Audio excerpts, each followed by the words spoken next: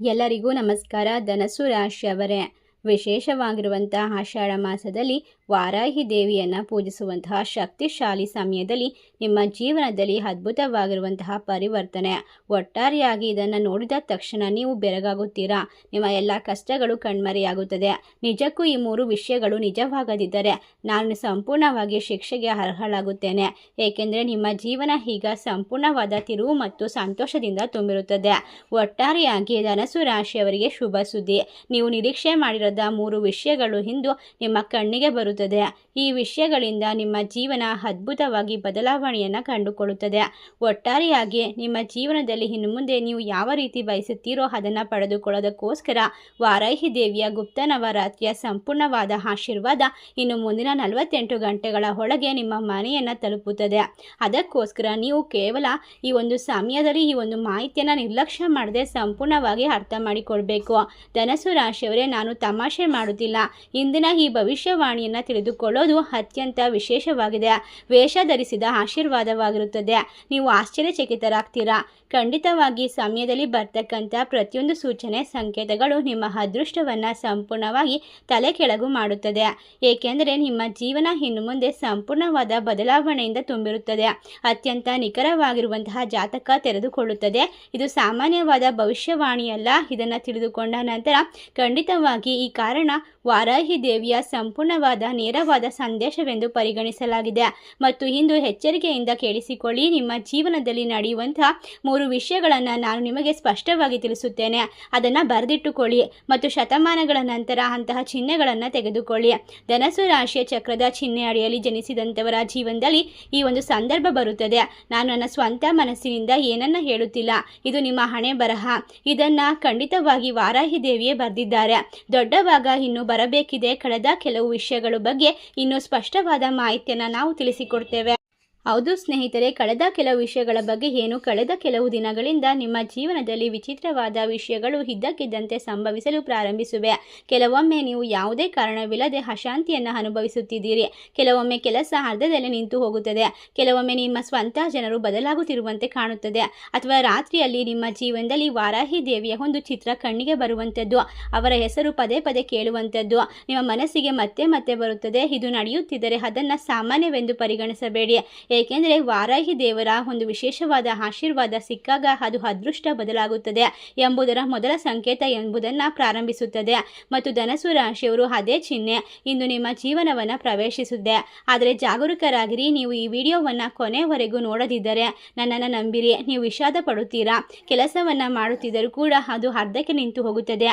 ಇದನ್ನು ನೀವು ನಿಮ್ಮ ಜೀವನದುದ್ದಕ್ಕೂ ಎಂದಿಗೂ ಮರೆಯುವುದಿಲ್ಲ. ಏಕೆಂದರೆ ಇದು ಕೇವಲ ಬಹಿರಂಗಗೊಳ್ಳುವಂತಹ 3 ಸತ್ಯಗಳಲ್ಲಿ ಮೊದಲನೇ ಸತ್ಯವು ನಿಮ್ಮ ಜೀವನದಲ್ಲಿ ಯಾವ ರೀತಿ ಸಂಬಂಧಪಟ್ಟಿದೆ ಮತ್ತು ಯಾವಾಗ ಇದು ಪ್ರಾರಂಭವಾಗುತ್ತದೆ ಸಂಪೂರ್ಣವಾಗಿ ತಿಳಿಸಿಕೊಡ್ತೇವೆ ನೋಡಿ. ಹೌದು ಸ್ನೇಹಿತರೆ, 2026 ಜುಲೈ ಆಷಾಢ ಮಾಸದ ಗುಪ್ತ ನವರಾತ್ರಿ ಪ್ರಾರಂಭವಾಗುವಂಥದ್ದು ಜುಲೈ 15 ಬುಧವಾರದಿಂದ ಪ್ರಾರಂಭವಾಗಿದೆ. ಇದೇ ಒಂದು ಜುಲೈ 2026 22ನೇ ತಾರೀಕು ನವಮಿ ಪೂಜೆಯೊಂದಿಗೆ ಮುಖ್ಯ ಆರಾಧನೆ ಪೂರ್ಣಗೊಳ್ಳುತ್ತದೆ. ರಥಾಚರಣೆ ಮಾಡುವಂಥವರಿಗೆ ಜುಲೈ 23ರಂದು ಮಾಡಲಾಗುತ್ತದೆ. ಒಟ್ಟಾರೆಯಾಗಿ ವಾರಾಹಿ ದೇವಿಯ ಪೂಜೆ ಖಂಡಿತವಾಗಿ ನಿಮ್ಮ ಜೀವನದ ಅದೃಷ್ಟವನ್ನು ಬದಲಾಯಿಸುತ್ತದೆ. ವಾರಾಹಿ ದೇವಿಯನ್ನು ಗುಪ್ತ ನವರಾತ್ರಿಯ ಎಲ್ಲ 9 ದಿನದಲ್ಲೂ ಭಕ್ತಿಯಿಂದ ಪೂಜಿಸಬಹುದು. ವಿಶೇಷವಾಗಿ ರಾತ್ರಿ ಸಮಯದಲ್ಲಿ ಧ್ಯಾನ, ದೀಪಾರಾಧನೆ, ನಾಮಸ್ಮರಣೆ ಮತ್ತು ಪ್ರಾರ್ಥನೆ ಮಾಡುವಂತಹ ಸಂಪ್ರದಾಯವ ಕೆಲವು ಸಂಪ್ರದಾಯದಲ್ಲಿ ಶಕ್ತಿಯುತವಾಗಿರುತ್ತದೆ. ನೀವು ಮಾಡುವಂತಹ ಪ್ರತಿಯೊಂದು ಕೆಲಸದಲ್ಲೂ ಲಾಭವನ್ನು ಕಂಡುಕೊಳ್ಳಬಹುದು. ವಿಶೇಷವಾಗಿ ತಾಂತ್ರಿಕ ಅಥವಾ ರಹಸ್ಯ ಸಾಧನೆಯನ್ನು ಅನುಭವಿ ಗುರುಗಳ ಮಾರ್ಗದರ್ಶನದಲ್ಲಿ ಮಾಡ್ತಕ್ಕಂತಹ ಕೆಲವು ಗುರೂಜಿಗಳ ಸಂಪೂರ್ಣವಾದ ಅನುಗ್ರಹ ನಿಮ್ಮ ಜೀವನಕ್ಕೆ ಇರ್ತಕ್ಕಂಥ ಪ್ರತಿಯೊಂದು ಕೆಟ್ಟ ಕಣ್ಣಿನ ದೃಷ್ಟಿಗಳು, ಕಷ್ಟಗಳು, ಸಾಲಬಾಧೆಗಳಿಂದ ಪರಿಹಾರವನ್ನು ತಂದುಕೊಡುತ್ತದೆ. ಗುಪ್ತ ನವರಾತ್ರಿಯಲ್ಲಿ ದೇವಿಯ ಅನುಗ್ರಹ ಆಧ್ಯಾತ್ಮಿಕ ಸಾಧನೆ ಮತ್ತು ಮನಸ್ಸಿನ ಶುದ್ಧತೆಗಾಗಿ ಅತ್ಯಂತ ಪವಿತ್ರ ಕಾಲವೆಂದು ಪರಿಗಣಿಸಲಾಗುತ್ತೆ. ಭಕ್ತಿಯಿಂದ ಮಾಡಿದ ಪೂಜೆಯೇ ಅತ್ಯಂತ ಮುಖ್ಯವಾಗುತ್ತದೆ. ಈ ಸಮಯದಲ್ಲಿ ನೀವು ಮಾಡಬೇಕಾದ 3 ವಿಶೇಷವಾದ ಕೆಲಸಗಳನ್ನು ಮತ್ತು ನಿಮ್ಮ ಜೀವನದಲ್ಲಿ ನಡೆಯುವಂತಹ 3 ದೊಡ್ಡ ಘಟನೆಗಳನ್ನು ಇವತ್ತಿನ ಮಾಹಿತಿಯಲ್ಲಿ ಸಂಪೂರ್ಣವಾಗಿ ತಿಳಿಸಿಕೊಡ್ತೇವೆ. ಇಂದಿನ ರಾತ್ರಿಯಿಂದ ನಿಮ್ಮ ಜೀವನ ಸಂಪೂರ್ಣವಾಗಿ ಬದಲಾಗುತ್ತದೆ. ಏಕೆಂದರೆ ದೇವಿಯ ಅನುಗ್ರಹ ನಿಮ್ಮ ಮನೆಯ ಮೇಲೆ, ನಿಮ್ಮ ಮನಸ್ಸಿನ ಮೇಲೆ ಮತ್ತು ನಿಮ್ಮ ಜೀವನದ ಮೇಲೆ ಸಂಪೂರ್ಣವಾಗಿ ಬೀರಿದೆ. ನೀವು ಬೆಳಗ್ಗೆ ಸ್ನಾನ ಮಾಡಿ ಪೂಜಾ ಸ್ಥಳವನ್ನು ಸ್ವಚ್ಛಗೊಳಿಸಿ ವಾರಾಹಿ ದೇವಿಯ ಚಿತ್ರವಿದ್ದರೆ ವಿಗ್ರಹವನ್ನು ನೀವು ಪ್ರತಿಷ್ಠಾಪನೆ ಮಾಡಬಹುದು. ಅರಿಶಿನ ಕುಂಕುಮ ಹೂವಿನಿಂದ ಈ ಒಂದು ಮಂತ್ರಗಳನ್ನು ಜಪಿಸಬಹುದು. ಅದು ಯಾವುದು ಸಾಧ್ಯವಾಗೋದಿಲ್ಲ ಅಂದರೂ ಕೂಡ ಯೋಚಿಸುವ ಅಗತ್ಯವಿಲ್ಲ. ತಾಯಿ ವಾರಾಹಿ ದೇವಿಯ ಒಂದು ಸಣ್ಣ ಮಂತ್ರವನ್ನು ಜಪಿಸಿ ನೋಡಿ, ನಿಮ್ಮ ಜೀವನದಲ್ಲಿ ಇನ್ನು ಮುಂದೆ ಎಲ್ಲವೂ ಕೂಡ ಬದಲಾಗುತ್ತೆ. ಹಾಗಾದರೆ ಆ ಮಂತ್ರ ಯಾವುದು ಮತ್ತು ನಿಮ್ಮ ಜೀವನದಲ್ಲಿ ನಡೆಯುವಂತಹ ಬದಲಾವಣೆ ಯಾವುದು ಎಲ್ಲವನ್ನ ನೋಡ್ತಾ ಹೋಗೋಣ. ಮೊದಲಿಗೆ ನಿಮ್ಮ ಜೀವನದಲ್ಲಿ ಸತ್ಯವು ಒಂದು ತೆಗೆದುಕೊಳ್ಳುತ್ತದೆ. ಇದು ನಿಮ್ಮ ಸಂಪತ್ತಿಗೆ ಸಂಬಂಧಿಸಿದೆ. ಎರಡನೇ ಸತ್ಯವು ನಿಮ್ಮ ಶತ್ರುಗಳು ಮತ್ತು ನಿಮ್ಮ ಅದೃಷ್ಟಕ್ಕೆ ಸಂಬಂಧಪಟ್ಟಿದೆ. ಮತ್ತು ಮೂರನೇ ಸತ್ಯವು ತುಂಬ ಆಳವಾಗಿದ್ದು ಅದು ನಿಮ್ಮ ಮನಸ್ಸನ್ನು ವಿಸ್ಮಯಗೊಳಿಸಬಹುದು. ಅದಕ್ಕಾಗಿಯೇ ವಿಡಿಯೋವನ್ನು ಸಂಪೂರ್ಣವಾಗಿ ತಿಳಿದುಕೊಳ್ಳಿ. ಆಗ ಮಾತ್ರ ನನ್ನ ಮಾತು ನಿಮಗೆ ಸಂಪೂರ್ಣವಾಗಿ ಅರ್ಥವಾಗುತ್ತದೆ. ನಿಮ್ಮ ಜೀವನದಲ್ಲಿ ಎಲ್ಲವೂ ಕೂಡ ಬದಲಾಗುತ್ತದೆ. ಏಕೆಂದರೆ ಈ ಒಂದು ಸಂದರ್ಭದಲ್ಲಿ ನಿಮ್ಮ ಮನೆಯಲ್ಲಿ ಒಂದು ವಿಶೇಷವಾದ ಶತ್ರುಗಳ ಕಾಟ ಇರ್ಬೋದು ಅಥವಾ ಕೆಟ್ಟ ಕಣ್ಣಿನ ದೃಷ್ಟಿಯ ದೋಷ ಇರ್ಬೋದು, ಎಲ್ಲವನ್ನ ಕೂಡ ನಾಶ ಮಾಡುವಂಥದ್ದು ಬಹಳ ಮುಖ್ಯ. ಇಲ್ಲದಿದ್ದರೆ ಆ ಒಂದು ಕೆಟ್ಟ ತಾಂತ್ರಿಕ ಕ್ರಿಯೆಗಳು ನಿಮ್ಮನ್ನು ನಾಶ ಮಾಡುತ್ತದೆ. ಒಬ್ಬ ವ್ಯಕ್ತಿಯ ಮೂಲಕ ನಿಮ್ಮ ಜೀವನದಲ್ಲಿ ನಿಮ್ಮ ಹೃದಯದಲ್ಲಿ ಒಂದು ಅದ್ಭುತ ರಹಸ್ಯ ತೆಗೆದುಕೊಳ್ಳುತ್ತದೆ. ತಡವಾಗಿದ್ದರೂ ಅವನ ಜೀವನದಲ್ಲಿ ಒಂದು ಪವಾಡ ಖಂಡಿತವಾಗಿ ಸಂಭವಿಸುತ್ತದೆ. ಆದ್ದರಿಂದ ನನ್ನ ಪ್ರೀತಿಯ ವೀಕ್ಷಕರೇ, ಹೆಚ್ಚಿನ ಸಡಗರವಿಲ್ಲದೆ ಇಂದಿನ ನಿಖರವಾದ ಜಾತಕವನ್ನು ಪ್ರಾರಂಭಿಸೋಣ. ನಿಮ್ಮ ಜೀವನವನ್ನು ಸಂಪೂರ್ಣವಾಗಿ ಬದಲಾಯಿಸುವಂಥ ಆ ದೊಡ್ಡದಾದ ಕಟು ಸತ್ಯಗಳನ್ನು ಈಗ ತಿಳಿದುಕೊಳ್ಳೋಣ. ನಿಮ್ಮ ಜೀವನದಲ್ಲಿ ಇನ್ನು ಮುಂದೆ ಧನಸ್ಸು ರಾಶಿಯವರೇ ಈಗ ಎಚ್ಚರಿಕೆಯಿಂದ ಅರ್ಥ ಮಾಡಿಕೊಳ್ಳಿ. ಏಕೆಂದರೆ ವಿಷಯಗಳು ನಾನು ಈಗ ನಿಮಗೆ ಹೇಳಲಿರುವಂಥದ್ದು ಕಳೆದ ಕೆಲವು ತಿಂಗಳುಗಳಿಂದ ನಿಮ್ಮ ಜೀವನದ ಅತ್ಯಂತ ದೊಡ್ಡ ಸತ್ಯವಾಗಿರುತ್ತದೆ ಮತ್ತು ಬಹುಶಃ ನೀವು ಸಹ ಅದನ್ನು ಅನುಭವಿಸಿರಬಹುದು. ಕಠಿಣ ಪರಿಶ್ರಮ ಮುಗಿದರೂ ಕೂಡ ಫಲಿತಾಂಶ ಅರ್ಧ ಹಣ ಮಾತ್ರ ಬರುತ್ತದೆ ಎಂದು ನೀವು ಭಾವಿಸಿರಬೇಕು. ಆದರೆ ಅದು ಬಾಳಿಕೆ ಬರುವುದಿಲ್ಲ. ಯಾವುದೇ ಕೆಲಸವು ಪ್ರಾರಂಭವಾಗುವ ಮೊದಲು ಚೆನ್ನಾಗಿ ಕಾಣುತ್ತದೆ, ಆದರೆ ಕೊನೆಯಲ್ಲಿ ಇದ್ದಕ್ಕಿದ್ದಂತೆ ಒಂದು ಅಡಚಣೆ ಉಂಟಾಗುತ್ತದೆ ಮತ್ತು ನಿಮ್ಮನ್ನು ನಿಜವಾಗಿಯೂ ಅತ್ಯಂತ ನೋವಿನಿಂದ ಅರ್ಥ ಮಾಡಿಕೊಂಡ ವ್ಯಕ್ತಿ ನಿಧಾನವಾಗಿ ದೂರ ಹೋಗುತ್ತಾನೆ. ಅದು ಹೇಗೆ? ಇದು ನಿಮಗೆ ಆಗುತ್ತಿದೆ. ಇದರಲ್ಲಿ ನಿಮ್ಮ ತಪ್ಪೇನೂ ಇಲ್ಲ. ಆದರೆ ಕೆಲವೊಂದಿಷ್ಟು ದೃಷ್ಟಿದೋಷಗಳು ನಿಮ್ಮನ್ನು ನಾಶ ಮಾಡೋದಕ್ಕೆ ಕಾಯ್ತಾ ಇದೆ. ಅದಕ್ಕಾಗಿ ನೀವು ಕೇವಲ ಸಾಮಾನ್ಯವಾದ ಸಮಸ್ಯೆಯಲ್ಲ ಎಂಬುದನ್ನು ನೆನಪಿಡಬೇಕು. ಅದರ ಹಿಂದೆ ಆಳವಾದ ಅರ್ಥವಿರುತ್ತದೆ. ಏಕೆಂದರೆ ಕೆಲವು ಸಮಯದಿಂದ ಈ ರಾಶಿಯವರು ನಿಮ್ಮ ಒಳಗಿನಿಂದಲೇ ಶಕ್ತಿಯನ್ನು ದುರ್ಬಲಗೊಳಿಸಿದಂತಹ ಗ್ರಹಗಳ ಪ್ರಭಾವಕ್ಕೆ ಒಳಗಾಗಿದ್ದೀರಾ. ಹಾಗಾಗಿ ಸಣ್ಣ ಪುಟ್ಟ ವಿಷಯಗಳು ನಿಮ್ಮ ಹೃದಯವನ್ನು ಮುರಿಯಲು ಪ್ರಾರಂಭಿಸಿದವು. ರಾತ್ರಿಯಲ್ಲಿ ಆತಂಕ ಹೆಚ್ಚಾಯಿತು ಮತ್ತು ಹಲವು ಬಾರಿ ಹಾಗಾದರೆ ನೀವು ಆಶ್ಚರ್ಯಪಡುತ್ತಿರಬಹುದು, ದೇವರು ನನ್ನ ಮಾತನ್ನು ಏಕೆ ಕೇಳುತ್ತಿಲ್ಲ? ಆದರೆ ಸ್ವಲ್ಪ ಕಾಯಿರಿ, ಅದರಲ್ಲಿಯೇ ದೊಡ್ಡ ರಹಸ್ಯವಿದೆ.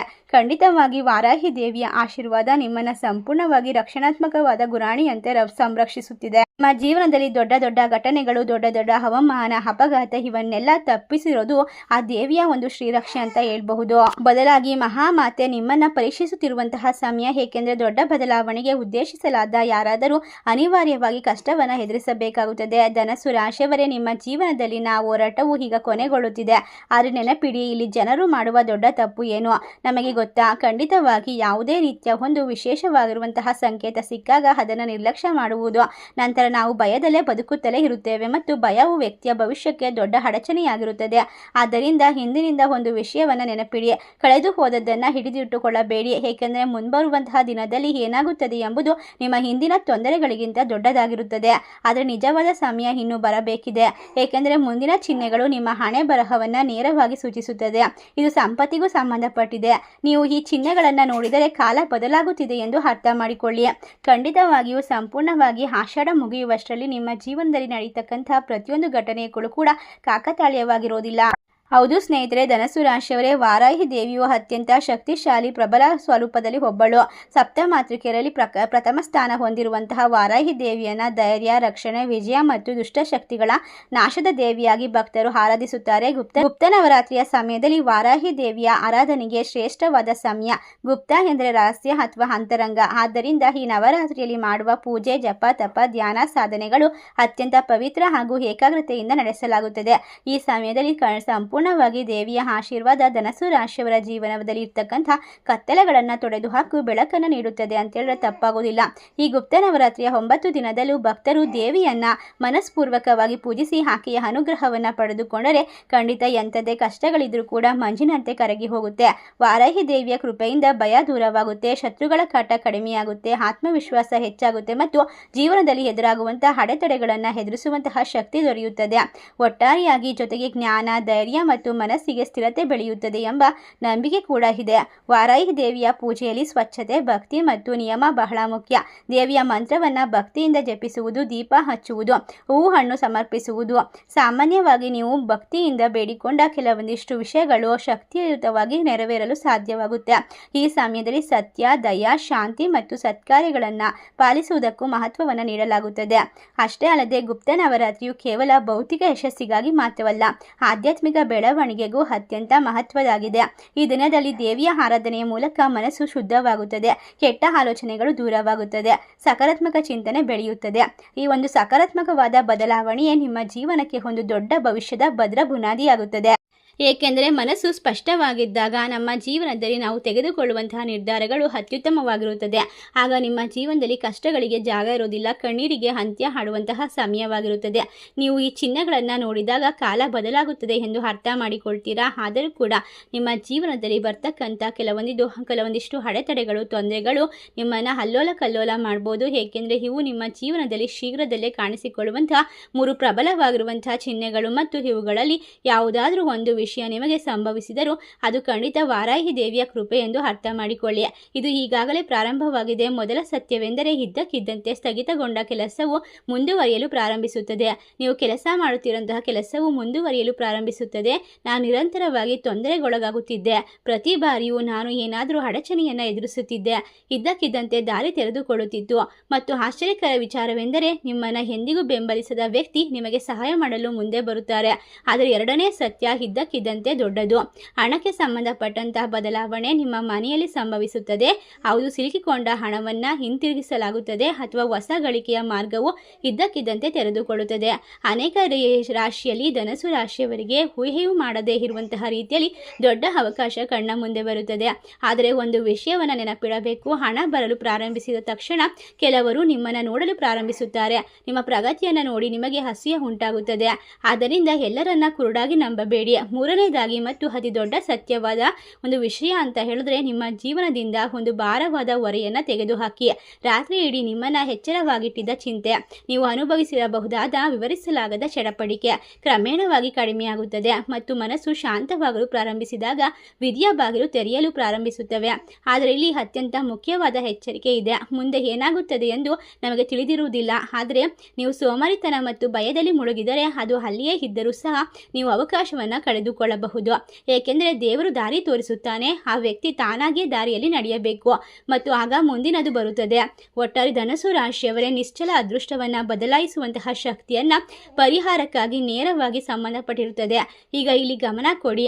ನಿನ್ನ ಜೀವನದಲ್ಲಿ ಏನು ನಡೆಯುತ್ತದೋ ಅದು ಖಂಡಿತವಾಗಿ ದೇವರ ಅನುಗ್ರಹವಾಗಿರುತ್ತದೆ. ಹೌದು ಸ್ನೇಹಿತರೆ, ಕೆಲವೊಂದಿಷ್ಟು ಬಾರಿ ನಮ್ಮ ಜೀವನದಲ್ಲಿ ಒಳ್ಳೆಯದು ನಡಿಬೇಕು, ಒಂದು ಬದಲಾವಣೆ ಸಿಗಬೇಕು, ಸಂಪತ್ತು ಸಿಗಬೇಕು ಮತ್ತು ಧೈರ್ಯವಾಗಿರುವಂತಹ ಒಂದು ಭವಿಷ್ಯವನ್ನು ಕಟ್ಟಿಕೊಳ್ಬೇಕು ಅಂತ ಆಸೆ ಪಡ್ತಾರೆ. ದೇವರಿಂದ ಎಲ್ಲವನ್ನ ಪಡೆದುಕೊಂಡ ನಂತರ ಕೆಲವೊಂದಿಷ್ಟು ನಿಯಮಗಳನ್ನು ನೀವು ಮುರಿಯುತ್ತೀರಾ ಮತ್ತು ಮರೆತು ಬಿಡುತ್ತೀರಾ ಮತ್ತು ನಾವು ಅದನ್ನು ನಂಬಿಕೆ ಇಲ್ಲದೆ ಮಾಡುತ್ತೇವೆ. ಪರಿಹಾರಗಳು ಪೂರ್ಣ ಫಲಿತಾಂಶವನ್ನು ನೀಡುವುದಿಲ್ಲ.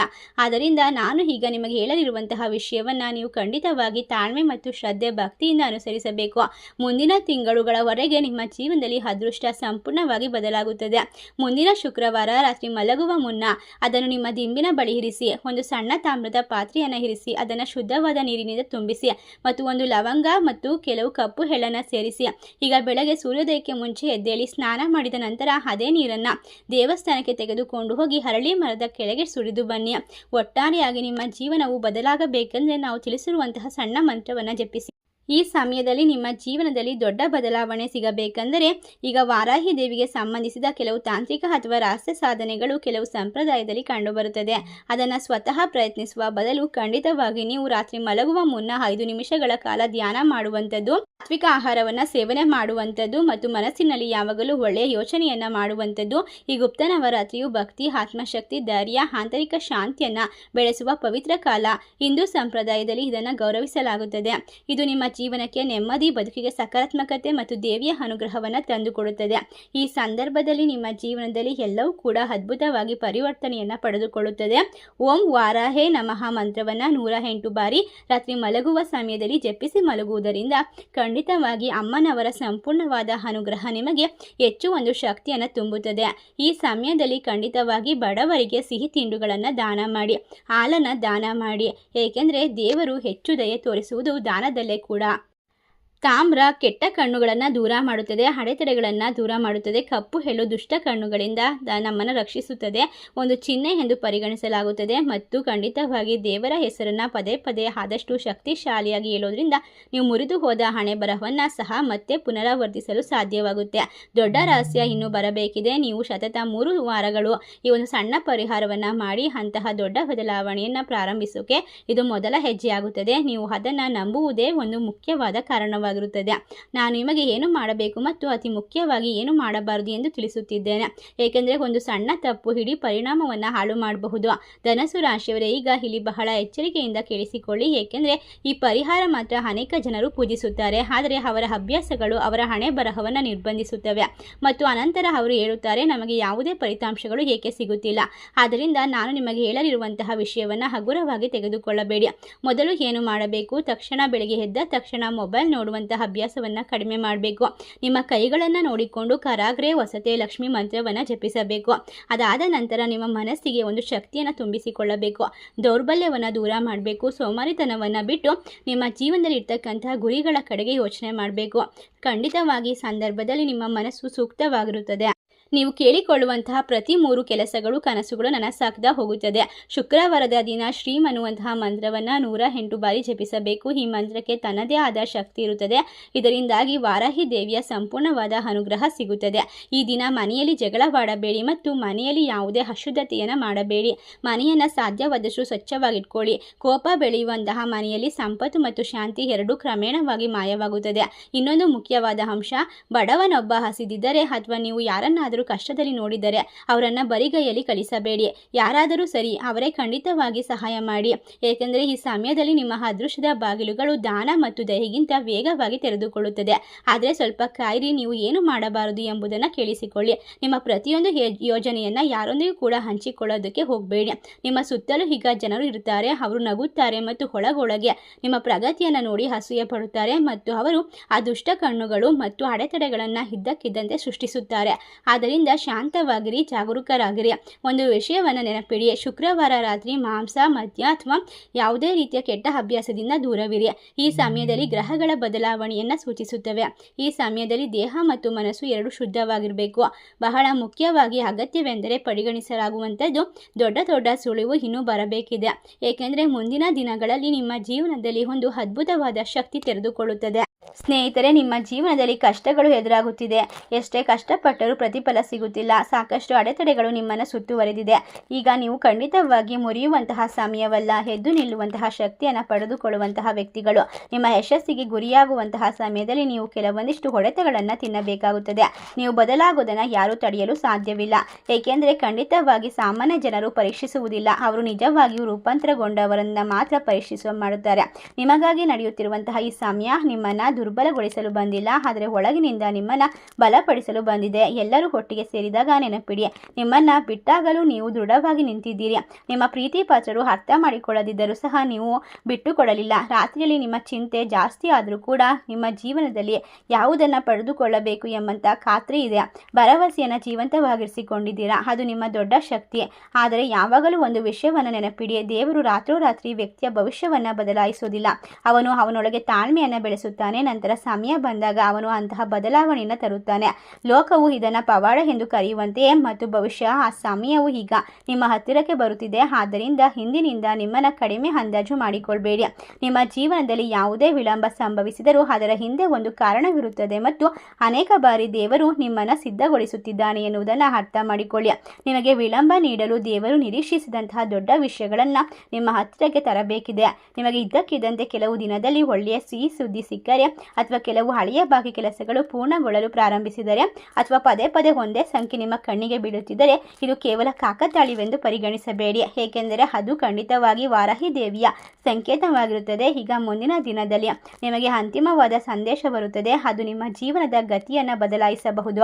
ಆದ್ದರಿಂದ ನನ್ನ ಪ್ರೀತಿಯ ಧನಸ್ಸು ರಾಶಿಯವರೇ, ಇಂದಿನಿಂದ ನಿಮ್ಮ ಭವಿಷ್ಯವಾಣಿಯಲ್ಲಿ ದೊಡ್ಡ ತೀರ್ಮಾನವೆಂದರೆ ನಿಮ್ಮನ್ನು ಮತ್ತೆ ನೀವು ಅಳುವಂತೆ ಮಾಡುತ್ತಿದ್ದಂತಹ ಸಮಯ ಈಗ ನಿಧಾನವಾಗಿ ಬದಲಾಗುತ್ತದೆ.